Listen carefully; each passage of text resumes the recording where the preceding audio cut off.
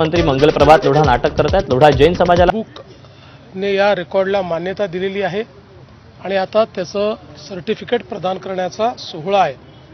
हा याकरता महत्त्वाचा आहे की याच्यामध्ये अनेक दिव्यांगांचं कल्याण झालेलं आहे, त्यांना इम्प्लांट्स मिळालेले आहेत, त्यामुळे याला एक खूप मोठा सामाजिक आशय आहे आणि म्हणूनच अशा प्रकारचा कार्यक्रम असल्यामुळे आम्ही सगळे या ठिकाणी आलो होतो। सर, मंडल अध्यक्षांच्या नियुक्त्या झालेल्या आहेत पक्षात, बाकी अजून काही बदल पक्षात काही? मंडल अध्यक्षाच्या झाल्या की मग जिल्हाध्यक्षाच्या होतील आणि मग प्रदेशाध्यक्षाची होईल।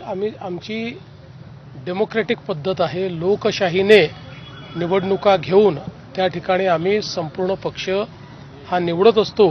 हे केवळ भारतीय जनता पक्षामध्ये होतं, त्यामुळे ही प्रक्रिया चाललेली अतिशय चांगल्या प्रकारे चालली आहे। सर, राज्यात बऱ्याच ठिकाणी पाणी टंचाईचं संकट पाहायला मिळत आहे, यावर राज्य सरकारकडनं काही? मुळातच आपल्याला कल्पना आहे की एप्रिल आणि मे या 2 महिन्यामध्ये राज्याच्या काही भागांमध्ये पाण्याची टंचाई निर्माण होते।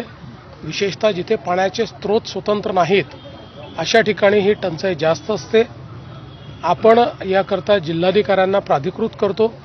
जिल्हाधिकाऱ्यांनी टंचाईच्या संदर्भात मॅपिंग करून ज्या भागामध्ये टंचाई सातत्याने जाणवते तिथे वेगवेगळ्या स्रोतातनं पाणी गेलं पाहिजे व्यवस्था करायची असते।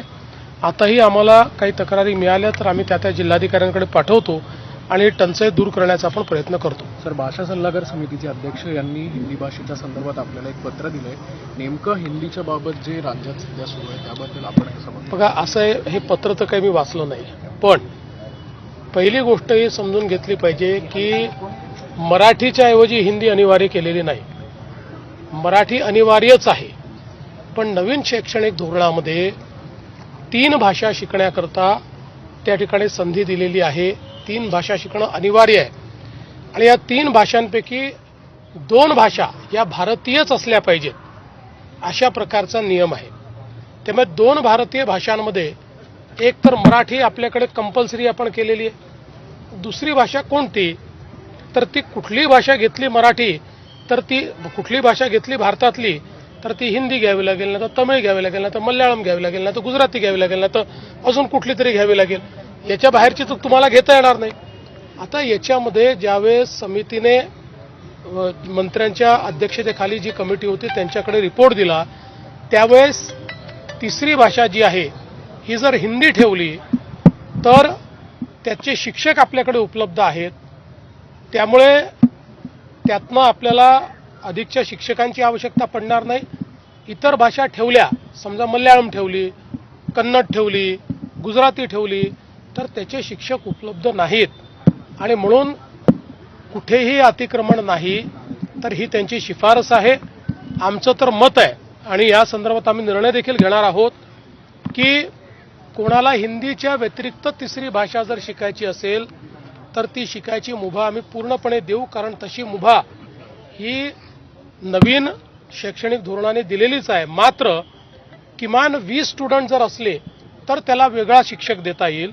20च्या खाली स्टुडंट्स असले, विद्यार्थी असले तर मात्र ऑनलाईन किंवा कुठल्या तरी वेगळ्या पद्धतीनं ती आपल्याला शिकवावी लागेल। विशेषतः आपल्याला माहिती आहे की आपल्या बॉर्डरच्या एरियामध्ये जे आपले सीमावर्ती भाग आहेत या भागांमध्ये अनेक वेळा अशा प्रकारचे शिक्षकही उपलब्ध असतात आणि अशा प्रकारची द्विभाषा पद्धत देखील त्या ठिकाणी असते। अशा ठिकाणी वेगळा निर्णय घेता येईल, पण कुठेतरी हिंदी लादण्याचा प्रयत्न होतोय हे म्हणणं चुकीचं आहे आणि महाराष्ट्रामध्ये मराठीचीच सक्ती असणार आहे, इतर कुठलीही सक्ती नाही। मला एका गोष्टीचं सातत्याने आश्चर्य वाटतं की हिंदी सारख्या भारतीय भाषेला आपण विरोध करतो आणि इंग्रजीचे मात्र गोडवे गातो, इंग्रजी खांद्यावर घेऊन मिरवतो। या संदर्भात मात्र मला आश्चर्य वाटतं की आपल्याला इंग्रजी जवळची आणि भारतीय भाषा दूरची ही का वाटते, याचाही विचार कुठेतरी केला पाहिजे। सर, संग्राम थोपटेंनी राजीनामा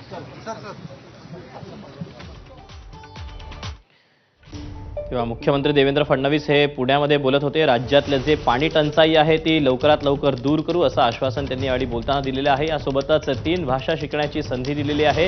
हिंदी भाषेचे शिक्षक आपल्याकडे उपलब्ध आहेत, परंतु महाराष्ट्रात मराठी मात्र ही सक्तीची आहे, ती अनिवार्य करण्यात आल्याचं मुख्यमंत्री देवेंद्र फडणवीस यांनी म्हटलेलं आहे।